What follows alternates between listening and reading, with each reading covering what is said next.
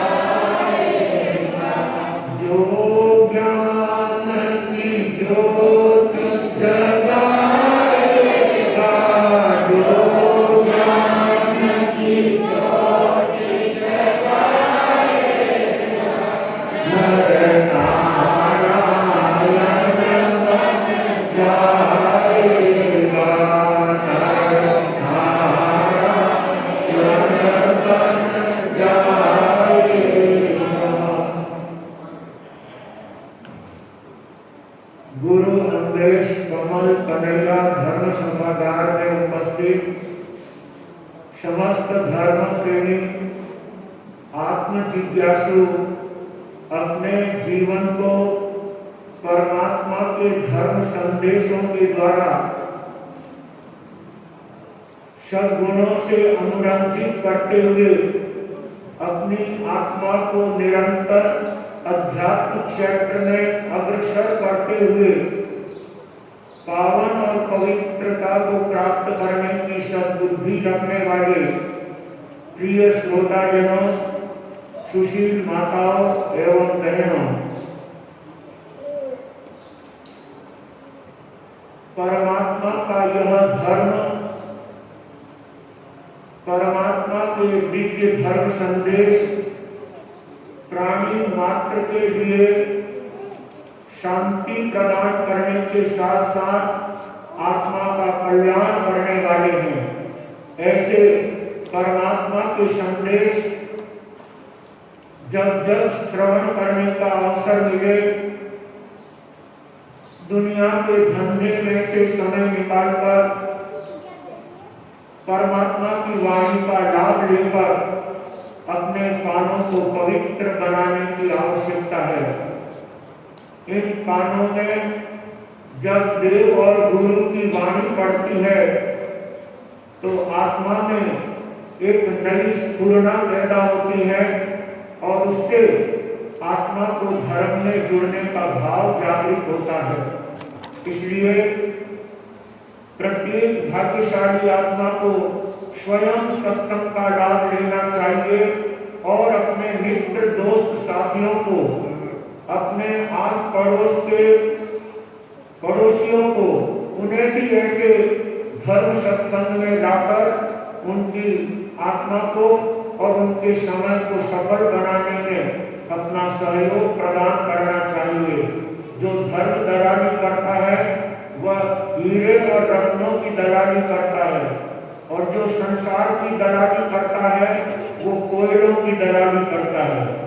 अब हमें यह विचार करना है कि हमें कोयले की दलाली करना है या हीरे रत्नों की दलाली करना है। अगर हीरे रत्नों की दलाली करने की भावना रखते हैं तो अपने साथियों को सत्संग में लेकर के आना चाहिए, जिससे उनकी आत्मा सद्गुणों को धारण करते हुए एक दिन स्वयं नर से नारायण और आत्मा से परमात्मा की ज्योति प्राप्त कर सके।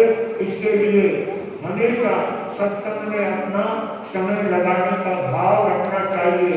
इसी बात को लेकर एक मारवाड़ी कवि ने बहुत सुंदर बात कही है। आया हो सत्संग माही चालो, रहना हो सत्संग माही चालो, हर मदरारो हर दिलदारो ने मिटाओ, फिर ज्ञान गंगा में हर मदरारो ने मिटाओ, फिर ज्ञान गंगा में भाया हो धरा जन्म दुख पायो, कहना हो धरा जन्म दुख पायो, हर वक्त के अवसर आयो, इन ज्ञान गंगा में हर वक्त के अवसर आयो, इन ज्ञान गंगा में। सद्गुरु बंधु, ऐसी ज्ञान गंगा का लाभ लेने वाला व्यक्ति अपने जीवन को सद्गुणों से सजाने का उत्कृष्ट कार्य करता है और अपने भावी जीवन को उज्जवल बनाने का प्रयत्न करता है। सौभाग्यशालियों, इसी कड़ी में अपने यहाँ पर कानड़ कथियारे की बात बताई जा रही है। अयोध्या नगरी के अंदर जहाँ गुरुदेवों का, संतों का पदार्पण होता है और वहाँ की जनता गुरुओं के चरणों में बैठकर परमात्मा की पीयूष स्पर्शी वाणी सुन करके अपनी आत्मा को परितृप्त करने का कार्य करते हैं और उनके गुरु सेवा में वह कानड़ कथियारा भी पहुँचता है और उनकी वाणी सुन करके, उनका प्रवचन सुन करके उसके मन में भी यह भाव जगा कि मुझे भी कुछ नियम लेना चाहिए। सद्गुरु बंधुओं, जिनके दिल में धर्म के प्रति प्रेम होता है वो स्वतः नियम लेने के लिए तैयार हो जाता है। उस कानड़ के मन में भी नियम लेने का भाव जगा। सबसे बढ़कर प्रेम है और ताते उतरत नेम, जिस घर प्रेम नेम है उस घर कुशल क्षेम। जिस घर में हम कुशल और क्षेम देखना चाहते हैं उस घर में प्रेम और नेम ये दो चीजें होती हैं तो उस परिवार का हर दृष्टि से हर क्षेत्र में उसका विकास हुआ करता है। वह कानड़ कचलारा भी गुरुदेव की वाणी सुनकर नियम लेता है कि गुरुदेव मैं पूर्णिमा के दिन पर स्त्री का त्याग रखूंगा। एक छोटा सा नियम भी व्यक्ति को कहां से कहां पहुंचा देता है। इसलिए ये नहीं सोचना चाहिए कि इस छोटे से नियम में क्या पड़ा हुआ है, लेकिन जो कुछ है वो नियम नहीं है। इसलिए ज्ञानी कहते हैं छोटे छोटे नियम छोटे छोटे त्याग, छोटे छोटे नियम छोटे छोटे त्याग, नहीं लगता फिर जीवन में दाग, नहीं लगता फिर जीवन में दाग। छोटे छोटे नियम और छोटे छोटे त्याग व्यक्ति के जीवन को आगे बढ़ने में बहुत उत्कृष्ट कार्य करने वाले होंगे। इसलिए भाग्यशालियों अपने जीवन में नियम धारण करने का भाव रखना ही चाहिए। अपनी अनुकूलता के अनुसार, अपनी भावना के अनुसार कोई कोई नियम गुरु चरणों में बैठ करके लेना ही चाहिए। हमारे यहाँ पर भी बालक बालिकाओं के लिए कौन अपने जीवन को सच्चरित्र बनाना चाहता है, कौन अपनी आत्मा को सद्गुणों की तरफ अग्रसर करना चाहता है, उसके लिए यहाँ पर 25-25 नियमों के परिपत्र दिए गए हैं। और यहाँ पर लगभग करीब 75 बच्चों ने और लगभग करीब 97 भाई बहनों ने, श्रावक श्राविकाओं ने उस फॉर्म को भरा है, उस नियमों का पालन किया है। उन सभी नियम पालन करने वाले श्रावक और श्राविकाओं को और बालक और बालिकाओं को कल यहाँ पर एक काउंटर लगा करके उनको पारितोषिक दिया जाएगा। जिन्होंने फर्स्ट सेकंड थर्ड नंबर प्राप्त किया था उनको यहाँ पर संघ के सामने सम्मानित किया गया था। भाई श्री रतन लाल साहब मालूम परिवार के द्वारा पूरे चातुर्मास में जो नियम उद्धारण करेंगे, जो नियमों का पालन करेंगे, उनको मालूम परिवार की तरफ से प्रोत्साहित करने का भाव उन्होंने रखा है।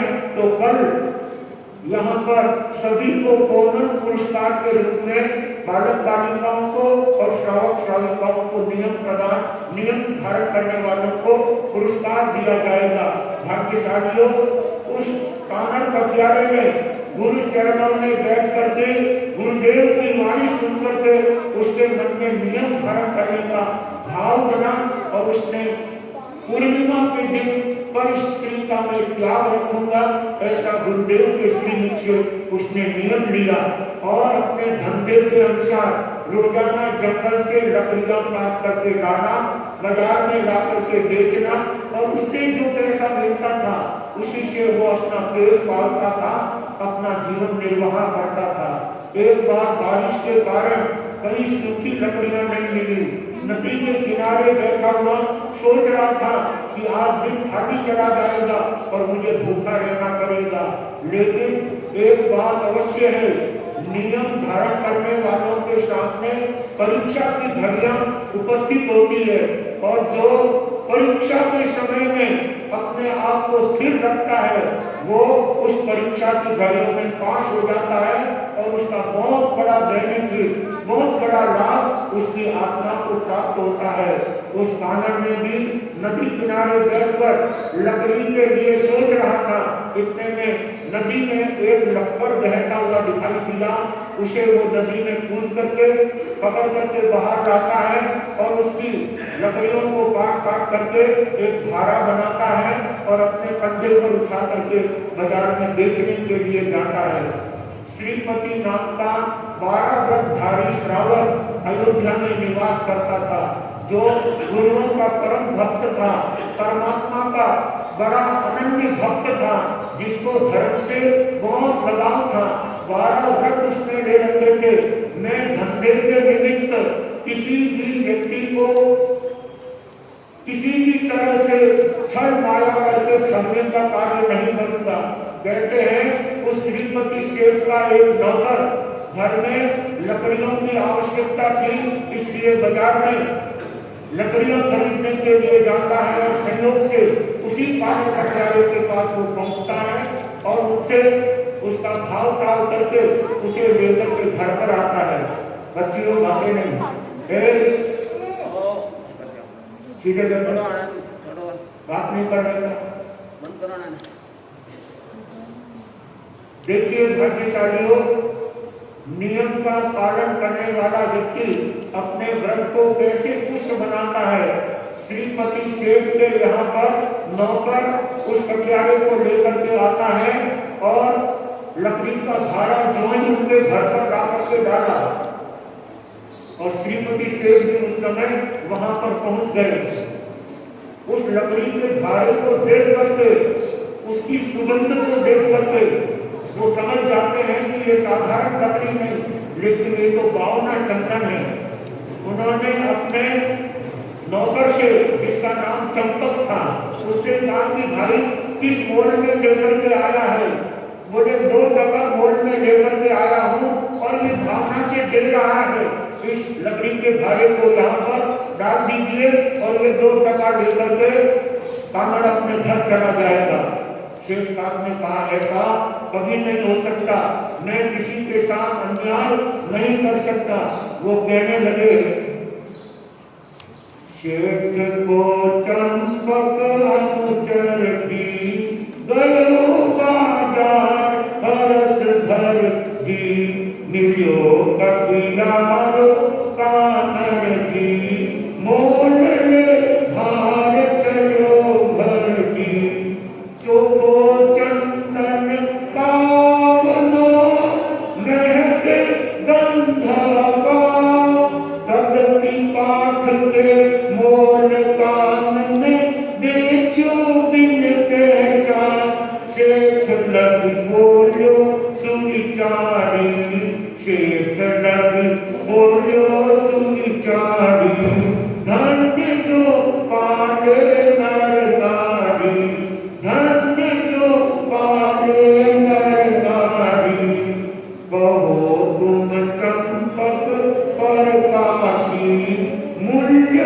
मोलीनो सुखासी टका दो दीजे मुख राशि दामने परो भरे जासी पानर कटियारा प्रत्येक सेठ कयो समझा दियो सोनैया भार प्रमाण कानड़ हर्षित थाल अमित तन थाल हुसियारी अमित तन थाल हुसियारी धन्य जो पाले नरनारी धन्य जो पाले नरनारी। कानड़ कटियारे को उस लकड़ी का कोई पता नहीं था। वो तो हमेशा साधारण लकड़ी की तरह आज की लकड़ी लेकर के आया है और 2 टके में उस लकड़ी के भाड़े को देने के लिए तैयार हो गया। किंतु श्रीमती सेठ ने कानड़ कटियारे को भी समझाया और अपने चंपक नौकर को भी बताया कि इस मोड़ी का, इस लकड़ी के भाड़े का मूल्य 2 टका नहीं, लेकिन ये तो बावना चंदन है। बावना चंदन उसे कहते हैं यदि उस बावना चंदन की एक बूंद तेल की 52 मण उबलते हुए तेल के अंदर अगर डाली जाए तो वो तेल एकदम शांत हो जाता है। वो गुण उस चंदन की लकड़ी का होता है। तो श्रीपति सेठ ने कहा इस मोड़ी का, इस लकड़ी के भाड़े का मूल्य 2 टका नहीं, लेकिन जितना इस लकड़ी का भार है उतने ही एवज में मैं इसे सोना तोड़ करके दूंगा, क्योंकि इसका मोल ही इतना है। इसलिए श्रीपति सेठ ने अपने व्रत सुरक्षित रखते हुए, अपने नियम को पालन करते हुए, मैंने गुरुदेवों से 12 व्रत लेते हुए दूसरे व्रत में ये नियम लिया था कि मैं किसी की ठगाई नहीं करूंगा, किसी के प्रति झूठ नहीं बोलूंगा, जैसा माल है उसी भाव में दूंगा और उसी भाव में दूंगा। तो उन्होंने लकड़ी के एवज में उतना ही सोना तोड़ करके उन्होंने कानड़ कटियारे को दे दिया। सचमुच बंधुओं, नियम पालन करने वाले व्यक्ति का जीवन अपने आप में कितना श्रेष्ठ होता है, अपने आप में कितना महान होता है, जिसकी हम परिकल्पना नहीं कर सकते। शेख ने कानड़ कटियारे को लकड़ी के भारे के बराबर सोना तोड़ करके और उस कानड़ कटियारे को दे दिया। कानड़ कटियारा जो 2 टका हमेशा प्राप्त करता था लकड़ी का भार, लेकिन आज लकड़ी के भार के बराबरी सोना मिलने से उसका मन बड़ा प्रफुल्लित होता है, बड़ा मन में खुश होता है कि आज आनंद आ गया, मैंने अपने जीवन में इतना धन कभी प्राप्त करने की बात तो दूर देखा भी नहीं है। उसका मन प्रसन्नता से झूम उठता है। अंग में फूलों में मांगे द्रव्य निज घर को आगे, एक वेश्यालक ललचावे द्रव्य से अनरथ ही खावे। सचमुच बंधुओं, उस कानड़ कटियारे को आज इतनी बड़ी संख्या में सोना मिलने पर वो इतना प्रसन्न होता है और इतना फूल जाता है। सचमुच बंधुओं, जब व्यक्ति को अचानक कोई धन मिलता है तो उसकी प्रसन्नता और उसकी खुशी उसके जीवन में नहीं समाती है। वो उस खुशी को शब्दों में भी व्यक्त नहीं कर सकता। ऐसा आनंद उस कटियारे को, उस कानड़ को अपने जीवन में अनुभव हो रहा था। और आप जानते हैं कि अगर व्यक्ति का सोच और व्यक्ति का ज्ञान सही होता है तो मिले हुए धन का उपयोग भी सही प्रकार से कर सकता है। अन्यथा एक साथ मिला हुआ इस प्रकार से धन कभी कभी जीवन में बुद्धि के अभाव में, ज्ञान के अभाव में अनर्थ कर देने वाला होता है। कहते हैं वो कानड़ कटियारा उस सोने के भार को लेकर के, उस सोने की मोहरों को लेकर के अपने घर की तरफ जा रहा है। उसे ये पता ही नहीं है कि मुझे किस रास्ते से जाना चाहिए। इतना धन लेकर के जो सुरक्षित रास्ता हो उस पर से जाएंगे तो सुरक्षित रहेंगे, गलत रास्ते जाएंगे तो जब पता चोर लुटेरे लूट लेंगे या और किसी भी प्रकार से मिला हुआ धन चला जाएगा। वह कानड़ कटियारा भी उस सोने की मोहरों के भार को लेकर अपने कंधे पर उठाए हुए वेश्या के मोहल्ले में चला जाता है और उस रास्ते से अपने घर की तरफ जा रहा है। संयोग देखिए, वेश्या अपने महलों में अपने प्रेमियों के साथ बैठी हुई थी और उसने कानड़ कटियारे को सोने की मोहरें ले जाते हुए देखा। तो वेश्या तो धन की होती है, जिसके पास धन है उसको जो है प्यार और प्रेम करती है, बाकी सामान्य व्यक्ति से उसका कोई लेना देना नहीं होता है। वेश्या उस कानड़ कटियारे को देखकर अपने साथियों के साथ में उसका मन हट जाता है और उसका मन कहाँ चला जाता है? कानड़ कटियारे के धन पर चला जाता है। ऐसी स्थिति में वहां पर वेश्या के जो प्रेमी बैठे थे वो प्रेमी लोग वेश्या को क्या ताना कसते हैं और उस ताने को वेश्या ने तो अपने मगज पर लीला या न लीला, लेकिन कानड़ कटियारे के कानों में उस प्रेमियों के शब्द पड़ गए। उन शब्दों को सुनकर वो तो एकदम फूल करके कुप्पा हो जाता है। ये लोग क्या समझते हैं, मेरे पास इतना धन है, मेरे पास में इतनी मिल्कियत है कि मैं यदि वेश्या के सामने ले जाकर के डालूंगा तो इन प्रेमियों को अपना मस्तक नीचे करके निकलना पड़ जाएगा। ये घटना किस तरह से आगे चलेगी ये तो समय पर उस घटना को सुनने से पता चलेगा। सौभाग्यशालियों, नियम व्यक्ति के जीवन को कैसे बचा देता है। अपने जीवन में लिया हुआ नियम जीवन को बार बार बचा देने वाला होता है और वो कार्य कानड़ कटियारे के सामने कैसे उपस्थित होता है, यह आगे इस कहानी को सुनेंगे तो पता चलेगा। सौभाग्यशालियों, ये मानव का जीवन मिला है, यह उत्तम धर्म मिला है, सद्गुणों का संयोग मिला है, तो ऐसे संयोग को पाकर के हमें उसे अपना लाभ उठा करके जीवन को सफल और सार्थक करने की आवश्यकता है। हमारे यहाँ पर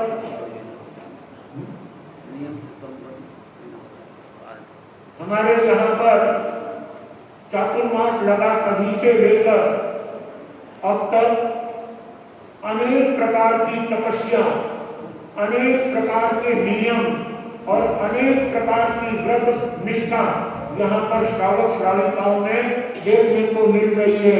सौभाग्यशालियों, अब तक यहाँ पर 5 मास कमन संपन्न हो चुके हैं और 3 मास कमन हमारे लाइन में लगे हुए हैं। ऐसे तपस्या के क्षेत्र में अपनी सुंदर पुरुषार्थ की भावना दिखाने वाले श्रीमती सीमा देवी महावीर कुमार जी गन्ना, जिनके आज 32 उपवास की तपस्या है और आगे बढ़ने के भाव हैं। इसी तरह से श्रीमान रमेश कुमार जी, रतन लाल जी बोहरा, जिनके आज 21 उपवास है और आगे बढ़ने के भाव हैं। और इसी प्रकार से श्रीमती नीलम देवी, राजेश कुमार जी दत्त, मानी राजी साथी पुत्र वधु, जिनके आज 18 उपवास है और आगे बढ़ने के भाव हैं। छोटी मोटी तपस्या तो अनेक प्रकार से चल रही है, लेकिन बड़ी तपस्याएं भी यहाँ पर गुरु चरणों में श्रावक श्राविकाओं के निरंतर चल रही हैं और अपने जीवन को तप के पथ पर लगा करके गुरुदेवों की वाणी से और जीव शासन की नैतिक प्रभावना करते हुए अपने जीवन को धर्म पथ पर अग्रसर करने का कार्य कर रहे हैं।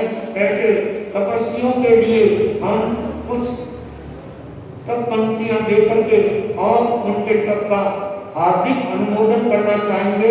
आइए सौभाग्यशालियों, ऐसे तपस्वियों के तप के लिए हम अनुमोदन में उनके लिए कहना चाहेंगे।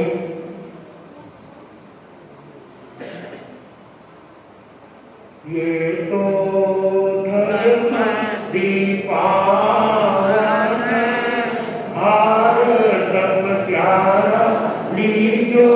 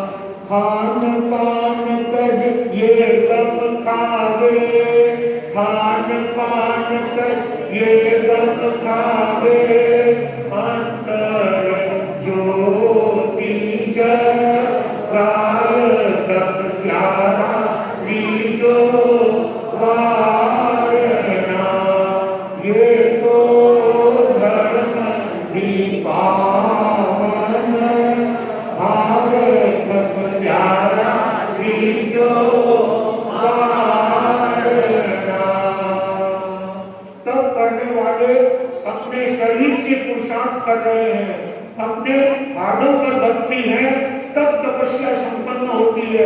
ऐसे तप करने वाले साधक हमारे यहाँ पर अनन्य तप साधना कर रहे हैं।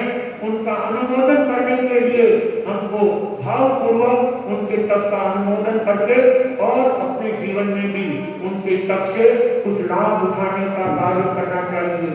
धन्य वो होते हैं जो अपने आप को परमात्मा की भक्ति में लगाकर दान, सीमित तप और भावना के क्षेत्र में जोड़ करके अपने जीवन को आगे बढ़ाते हैं।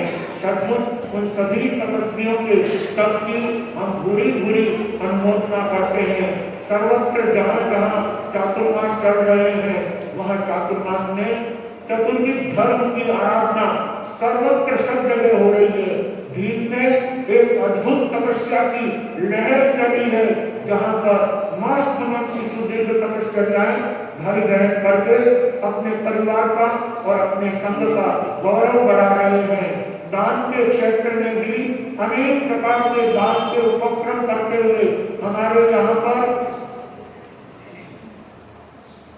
जय आनंद परमार्थ संस्थान की ओर से पिछले 30 वर्षों से वहां पर आई कैंप लग रहा है और उस आई कैंप की व्यवस्था पाली सेवा मंडल करता है। हर महीने वहां पर आई कैंप लगता है, जहां पर सैकड़ों भाई बहन अपनी आंखें चेकअप कराने के लिए आते हैं और उसमें 20, 30, 40, 50 भाई बहनों के हर महीने ऑपरेशन होते हैं। ऐसे जय आनंद परमार्थ संस्थान के द्वारा वहां पर सुंदर सेवा के उपक्रम और अनेक बंधुओं को दृष्टि देने का कार्य उस संस्थान के द्वारा किया जा रहा है। सचमुच में वह संस्थान अपने गौरवशाली कार्यों से अपने संस्थान का और भीम संघ का गौरव बढ़ाने का कार्य कर रहे हैं। उन संस्थान के ट्रस्टियों को और संस्थान के पदाधिकारियों को मैं हार्दिक धन्यवाद देना चाहता हूँ जो अपने संस्थान के माध्यम से ऐसे उपक्रम करते हैं और पाली सेवा मंडल अपनी सुंदर सेवा देकर के पिछले कई वर्षों से वह संस्थान ऐसे आई कैंप के कार्यक्रम जगह जगह पर लगाता है। उसमें हमारे बीच में पाली सेवा मंडल के कार्यकर्ता भाई श्री विजयराज जी बम, भंवर लाल जी साहब लखेरा और राजेंद्र कुमार जी साहब मेहता जो मंडल के सक्रिय कार्यकर्ता है। बंधुओं, वे उस संस्थान के संरक्षक कहूं तो अतिशयोक्ति नहीं होगी। अपने सेवा मंडल को हर तरह से गतिविधि में आगे बढ़ाने में इन लोगों का बहुत अच्छा सहयोग है और समय समय पर उनका आई कैंप के माध्यम से यहाँ पर आना होता है और भीम के काफी भाई बहनों से उनका संपर्क भी है। ऐसे दान के क्षेत्र में उत्तम सेवा के कार्य करने वाला संस्थान और पाली सेवा मंडल के कार्यकर्ता अपने आप में सौभाग्यशाली है, धन्यवाद के पात्र हैं जो अपनी संस्थाओं के द्वारा जन जन को सेवा का सुंदर उपक्रम देकर के उनके जीवन में हमेशा हंसी और खुशी प्रदान करते हैं। इसी तरह से शील के क्षेत्र में अनेक बंधुओं ने यहाँ पर आजीवन शील व्रत लेकर के हमारे संघ को गौरवान्वित किया है और अपने परिवार को भी ऊंचाइयां प्रदान की है। भाई श्री रतन लाल जी बोहरा काला देव निवासी, उन्होंने काला देव प्रवास के अवसर पर ही भीम चातुर्मास के प्रवेश के अवसर पर उन्होंने आजीवन शील व्रत ग्रहण करके और अपने परिवार का और संघ का गौरव बढ़ाया। तो भाई श्री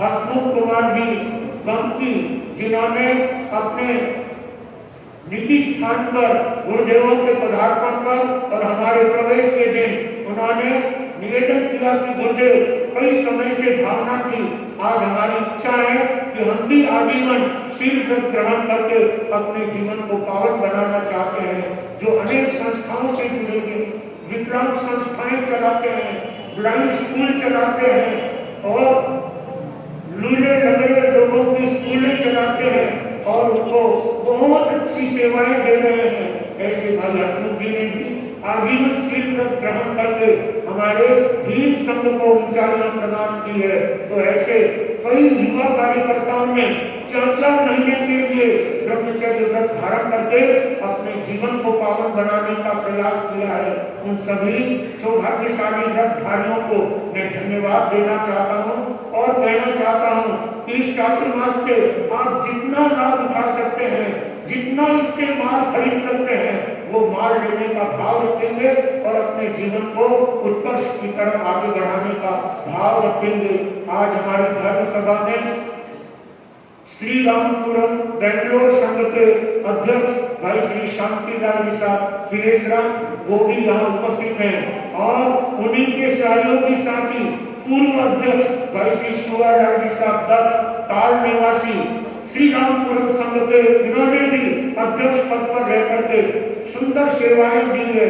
आज भी जब ये अपने संघ के क्षेत्र में और अपने स्थानक भवन में जाते हैं, लोग इनको सम्मान देते हैं, आदर देते हैं, इनका खूब जो है सम्मान करते हैं क्योंकि इनको संघ के प्रति लगाव है और संघ के लोग भी इनको इतनी आदर दृष्टि से देखते हुए इनको अपना संघ का सिरमौर समझते हैं। भाग्यशालियों जो अपने मानव जीवन को पाकर के अपने लिए, संघ के लिए, समाज के लिए, परिवार के लिए, संस्थानों के लिए जो सुंदर सेवा देता है, वो अपने मनुष्य जीवन को उत्कर्ष की तरफ आगे बढ़ाने का कार्य करता है।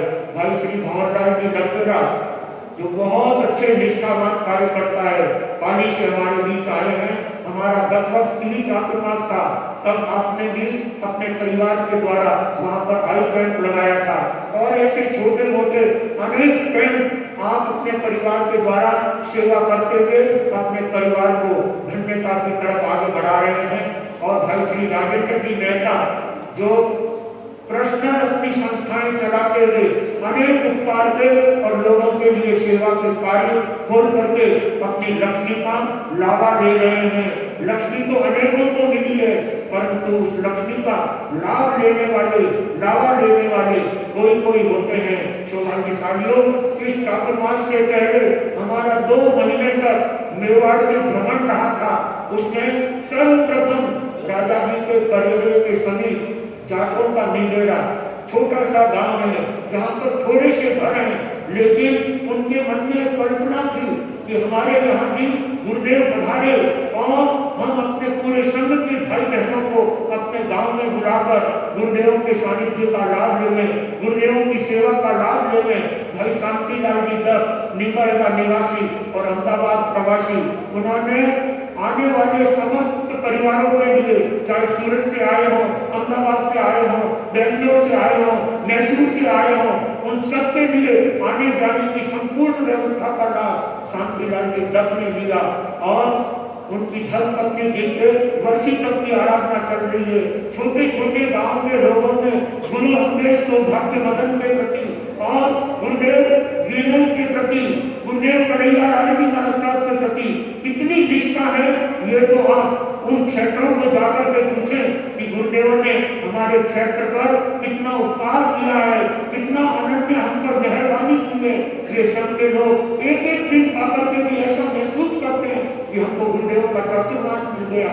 ऐसा अनूठा लाभ लेने वाले पूरे देवाल के जन के श्रावक अपने गुरु भावना के प्रति, गुरुओं के प्रति सेवा का सुंदर भाव देकर के और उन्होंने संघ का उत्कर्ष किया है।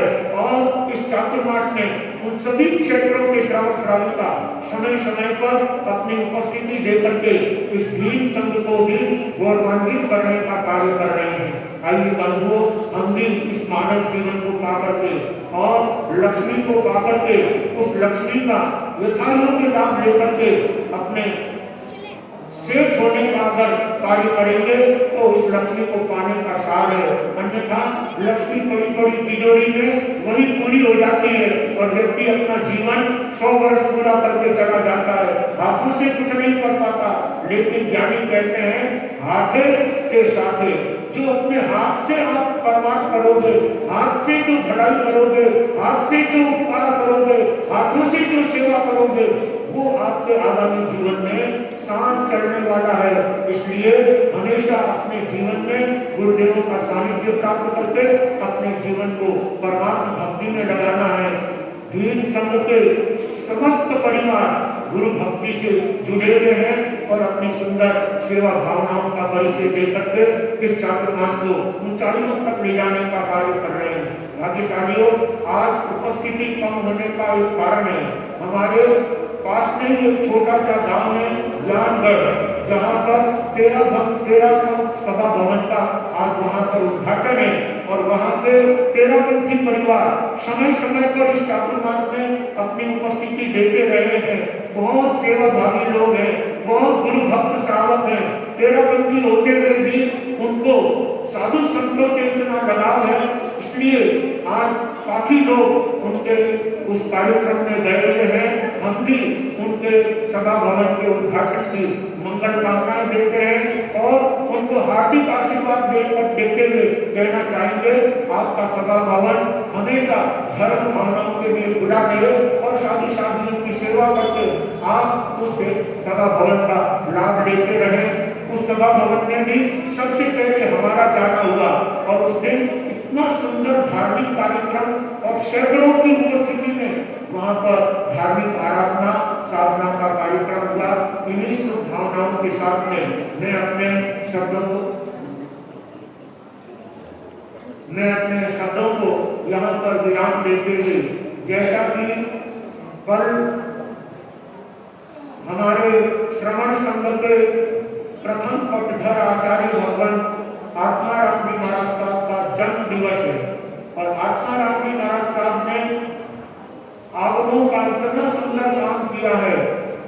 इतिहास के अंदर अगर देखा जाए तो उन्होंने आगमों का संस्कृत टीका के अंदर अनुवाद करके अपना अद्भुत सेवा का परिचय और जैन शासन पर अनन्य उपकार और एहसान किया है।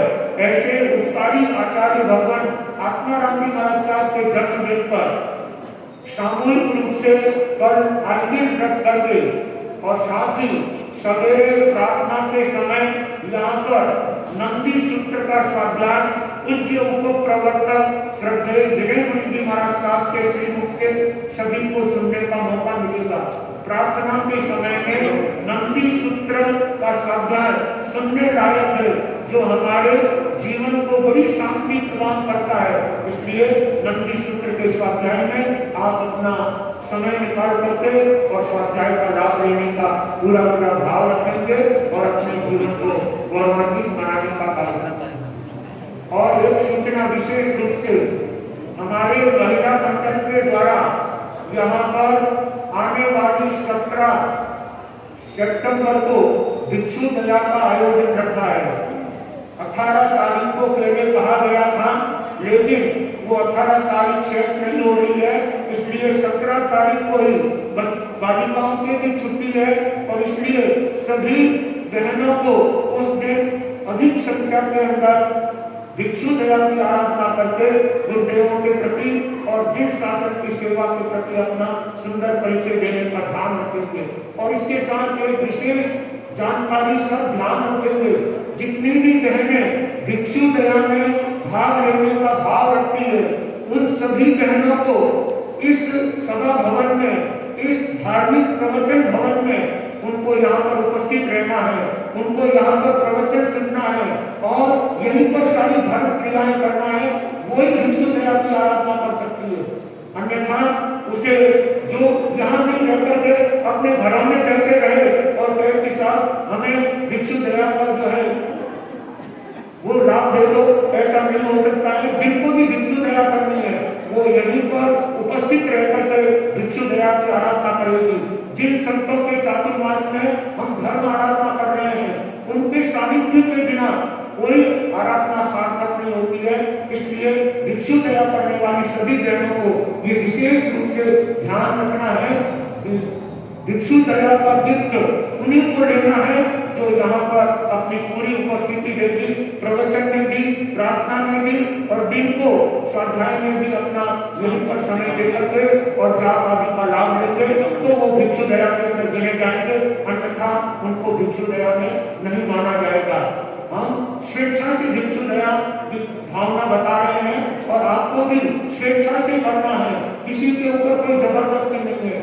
आप भावना से यहाँ रहकर के भिक्षु दया की आराधना करते हैं, उनके लिए ये व्यवस्थाएं हैं और आप उस भिक्षु दया में जुड़ करके अपनी भक्ति का और अपनी सेवा का, अपनी धर्म भावनाओं का परिचय दे सकेंगे।